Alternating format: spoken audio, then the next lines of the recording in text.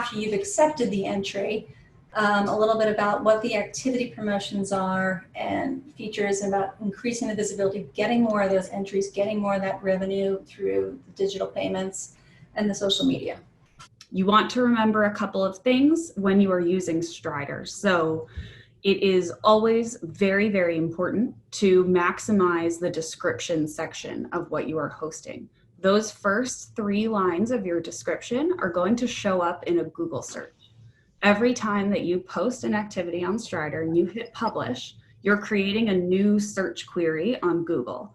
So I can show you a quick example. If I search Boyd Martin at Rutledge Farm, the first thing that comes up is Strider, because we've created, right, through just the way the platform works, a new search query. And as you can see, this description tells exactly what's going to happen. And hits a lot of those keywords that Google is looking for. So if you're hosting a dressage show, you're going to want to include the word dressage show. You're probably going to also want to include something about your facility, the name, the location. You know, you can pepper in words like USDF, USEF, and FEI, that sort of thing. So again, maximizing all of the sort of ways that you can get the most out of what you're putting on the internet. As you can see, you can make any selection that you want here. One more thing I wanted to show, as Tara was just talking about documents. So the Strider platform enables you to add a release of your PDF. And Tara also mentioned the new electronic feature that we have, which is really exciting.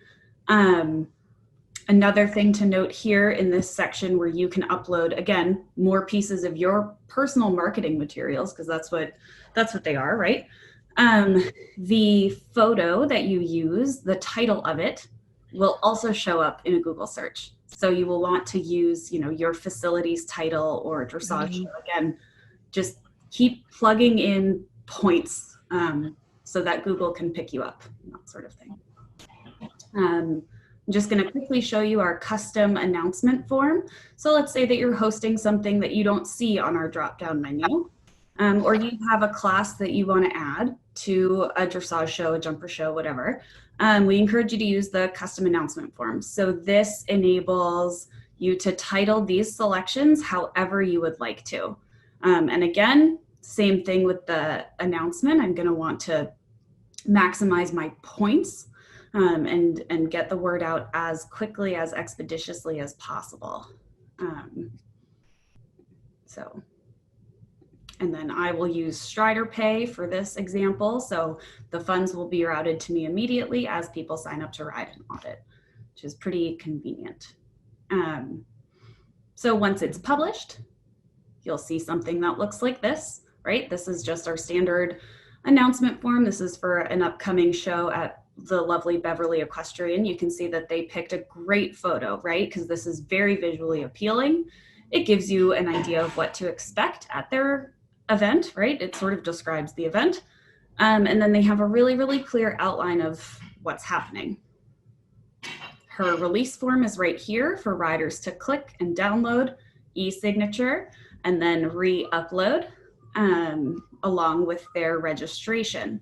So the thing here that's sort of key, and that'll move us into talking about social media and how to spread the word, how to get the word out, is, oh no, here we go, is this link. So every activity that is posted to the Strider platform has its own link.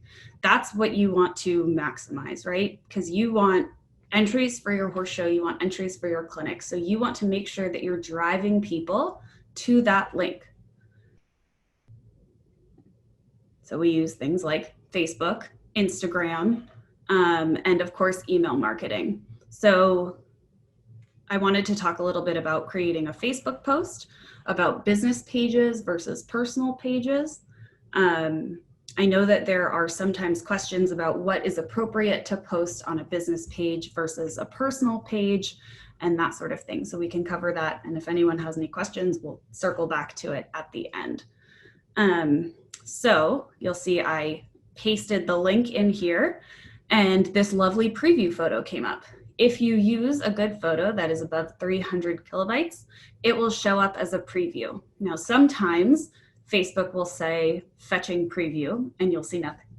Try to just delete the link and paste it again, because chances are it'll come up. Another great trick is that, you know, that link was sort of ugly and clunky looking. If I now type a post,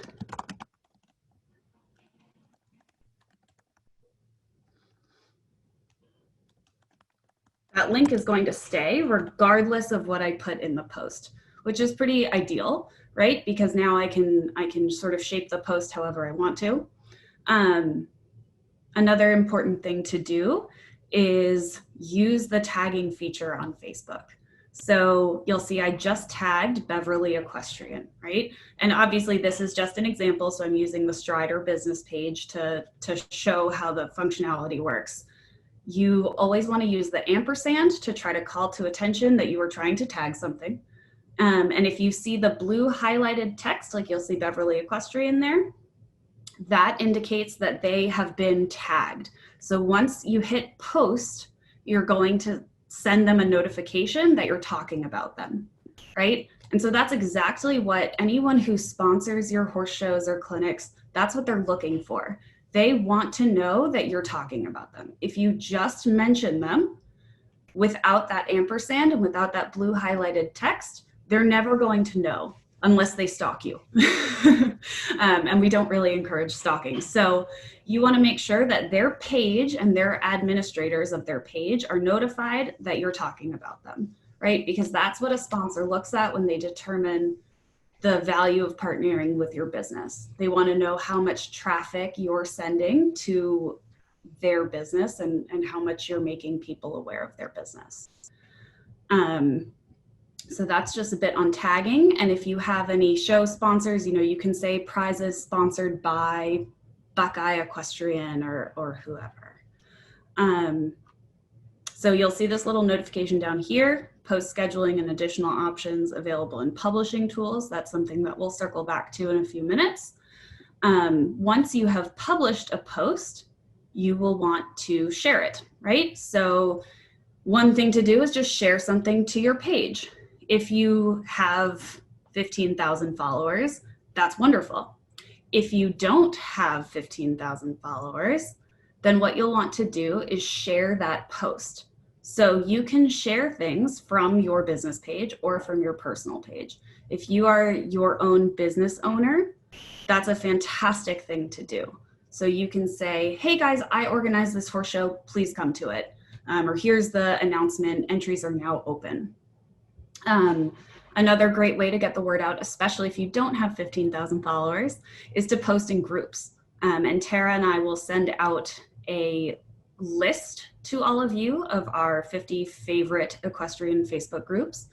These are a really, really great way to just spread the word quickly and easily about what you're doing without doing all that much legwork, right? Because you can just either copy and paste your link or whatever you want to say directly into the group, or you can hit share on a post and you can share directly to a group. And just type in the group so we can say, you know, USCA Area 1. And you can type something extra, or this will have the extra text that, you know, we typed in yesterday. Another great way to spread the word about upcoming events is to create Facebook events. So I think there are a couple of important things to note here. You can really maximize what you have going on. So you can bring in the other tools that you're using, like digital payments, digital registrations, what have you, into your Facebook event. Or you can kind of confuse people. So you want to think of the Facebook event as a way to continue to drive people to your activity page, to the page on your website that has more information about what you want them to know about, anything like that. You basically just go through, you set a date. The cool thing about events, especially if you tag your sponsors and your partners, is that they can add them to their pages. So you really want to harness that sort of organic cross promotion. And that's the reason that tagging is so beneficial, because if they get the notification that they're involved with something, chances are they're going to share it as well. So that's reaching even more riders and even more potential customers. This is the scheduling feature. So you can find this in the More section of your page manager on Facebook. There's a Publishing Tools tab. And so what you do is just create your post, and it looks pretty similar to the standard post creation, right? So you drag and drop your photos, add your link, however you want to do it. You can schedule these in advance, which is really fantastic if you know that you have a hectic week coming up at a horse show and you don't have time to, you know, talk about thanking your team at home or things that are coming up in a month, right? You can schedule those posts in advance when you have time, so that you don't have to scramble to do it while you're doing 1,000 other things. So that's sort of the skinny on Facebook. And I think another great tool that a lot of equestrian businesses are embracing and a lot of equestrians are embracing more and more is Instagram. So Instagram, as you probably know, is a little bit more mobile friendly than desktop friendly.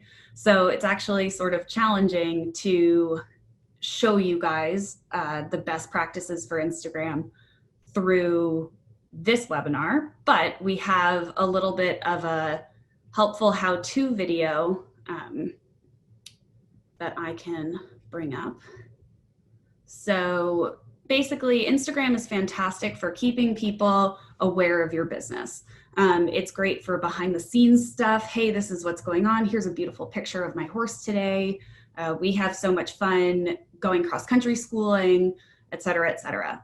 Tagging is a little bit simpler on Instagram. All you have to do is make sure that you have the person's username correct, and then just do the ampersand sign, and Instagram handles the rest. Facebook can sometimes be a little tricky. You have to make sure that you have the correct page tagged when that blue text is highlighted. So again, while Instagram is great for sort of brand building and business awareness, it's not that fantastic for driving people to something specific, right? I mean, we've all gotten stuck in the sort of Instagram doldrums where you're scrolling and scrolling and scrolling, and it's kind of easier to just stay scrolling. But if you really have something special coming up, some sort of big masterclass that you've organized or a big horse show that's your series finale, you can drive people to that registration page or to whatever you'd like to have them do by adding a link to your bio, because links will not show up in Instagram comments. Okay, the text will be there, but it's plain text. People can't click through it. So it just kind of looks chunky, right? Because it's usually those long URLs that you don't really have control over. So I made a quick video just to demonstrate how to add a link to your bio. And I used just this event. And I went through the whole process, copy and pasting on my phone, just to show you guys the best overview of this good practice. So you'll see I copy and paste. I go to Instagram, and then there's an edit button so that I can edit my profile, right? And anytime that you edit your profile, it really takes 30 seconds. I timed it out. It's not something that's challenging. It's not something that will take a lot of time, and it's really, really something to get comfortable with. It's very simple to do.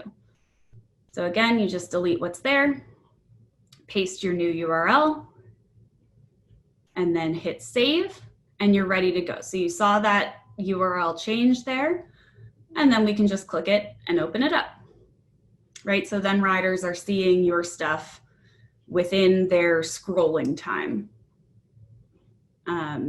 So again, Instagram is kind of manual, as I discussed. It's a little bit more, you have to be on your phone doing it. You have to sort of realize the shortcomings of it and the advantages, but we have some cool tips to help you guys schedule things in advance. One of them is Hootsuite, which is an Instagram scheduler. You can actually add any of your social media platforms. Their free version allows you to add 2 social media accounts. So you can add your Facebook and your Instagram, or you could add your Pinterest and your Instagram, whatever platforms that you use, or Twitter, whatever platforms that you use to get the word out to people. You can add them to Hootsuite and schedule your posts in advance if you're not comfortable with the Facebook publishing tools.